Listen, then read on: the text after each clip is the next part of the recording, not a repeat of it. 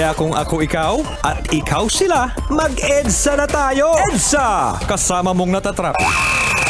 Diego Bandido! Go Diego! Go Diego! Go Diego! EDSA! Itaas ang kamot sa mga angkol. Itaas ang kamot sa mga angkol. Bunalikol! Bunalikol! Bunalkol! Bunalkol!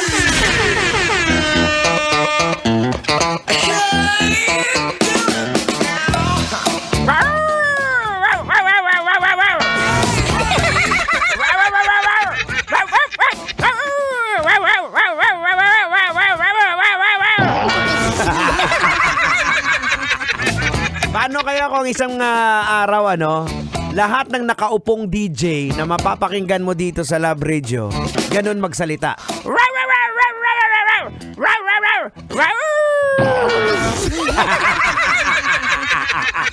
Bino! Ay, abaw! Maloy! Oras po natin. It is now 27 minutes after 7 o'clock. And hello there. You are still locked in right here on Metro's number 1. This is 90.7 Love Radio. And we're gonna keep you coming straight up until 9 o'clock in the evening. Kasama nyo pa rin po ang nag-iisa, ang pinakamakulit, pinakamalupit, Diego Bandido! ang pinakamatalino, pinakamagaling. Henyo! Dito lamang po yan ang nangyayari at nagaganap sa programang EDSA! Amo na yung kamploy. Ikaw, napauwi na ngayon sa bahay. Kanina ka pa hinahanap ng asawa mo. Sabihin mo na naman nag-overtime. Dinamay mo na naman ang opisina nyo. Di ba, Manong Driver? Si Manong Driver, gising na gising, Lakasan kasi yung volume ng radyo. Oo. Gusto mo hipan ko yung tenga mo?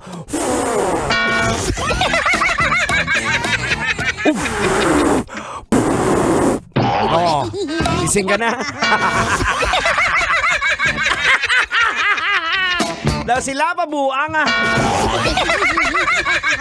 Boards, eto real talk talaga tong pag-uusapan natin Napansin ko lang ngayon, ewan ko kung napansin mo Kung napansin mo na yung mga nagva-viral na mga road rage, halos sunod-sunod. And there is something in common sa napansin ko Laging involved Tang? Napansin mo rin, Tang? Ay, tama ka dyan. Laging involved yung nagba-viral, yung mga kalbo.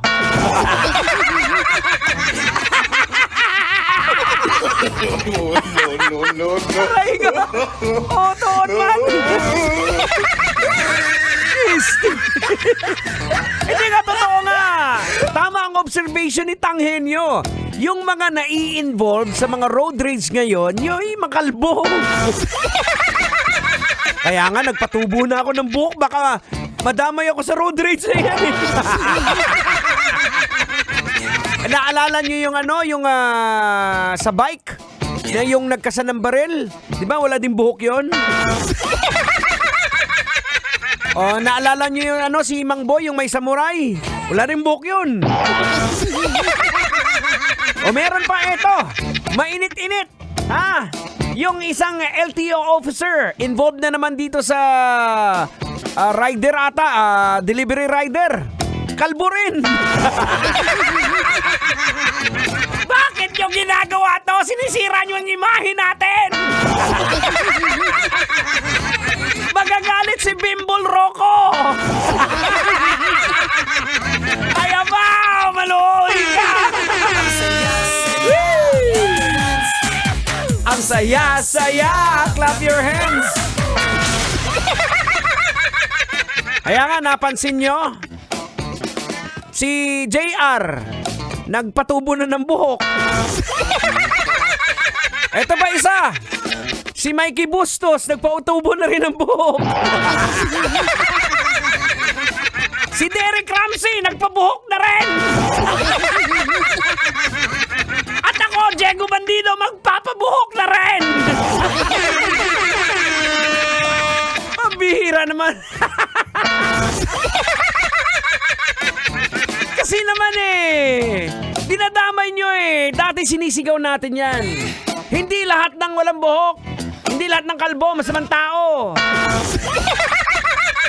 Pero what's happening in the world? Ay, abaw, maluoy ka. Eto kasi, balikan natin yung sa LTO. Pero totoo yun, legit na observation yan,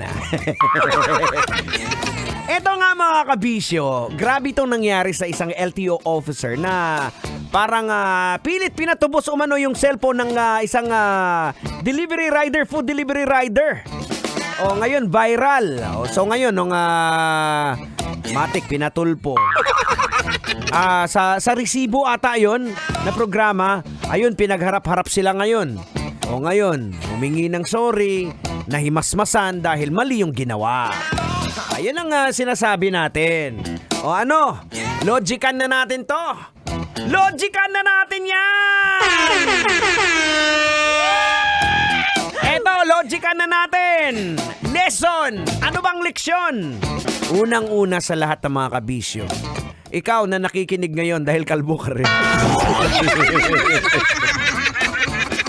Isipin nating mabuti yung mga gagawin nating desisyon.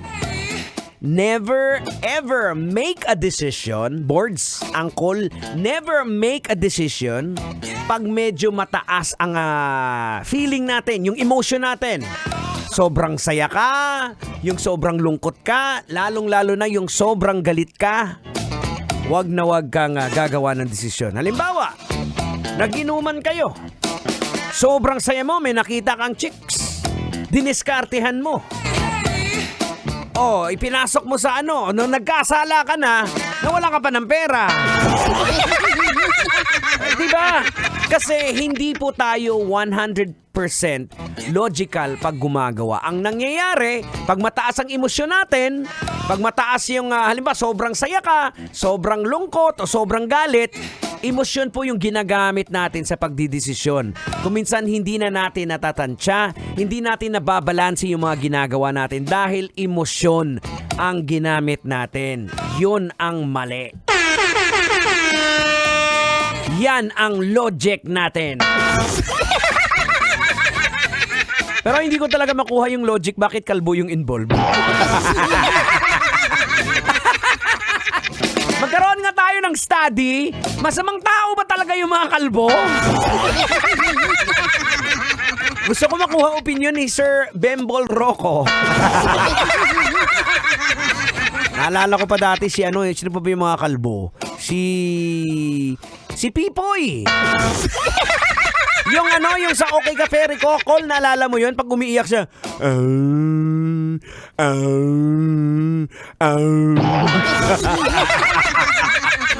Si Yoyoy Martires. Hindi! Kanina pa na! O galit ka ba? Hindi! Nagpapaliwanag lang.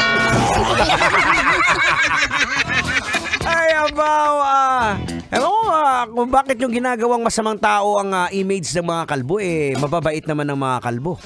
O, di ba? O, shout out pala sa lahat ng mga kalbo dyan. Oras mo natin, 35 minutes after 7 o'clock. Isa pong napakagandang gabi ng mga nakatutok sa atin dyan. Sa lahat po ng mga terminal na nakatutok sa Love Radio, lalo na dito sa programa EDSA! Grabe naman kayo, nakaka-touch naman, sobrang nakakatuwa naman. Thank you very much. At lalong-lalo na sa iyo, pasahero, ikaw na bagong sakay. Thank you. Pakis nga sa leeg mo.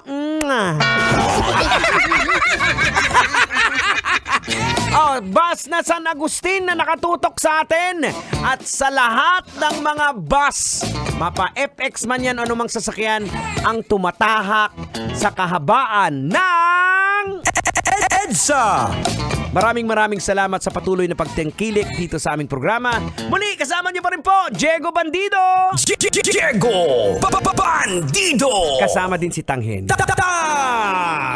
Henyo. Eto Manong, saktong-sakto to sa'yo. Kantayin natin sabay-sabay. Turn me loose.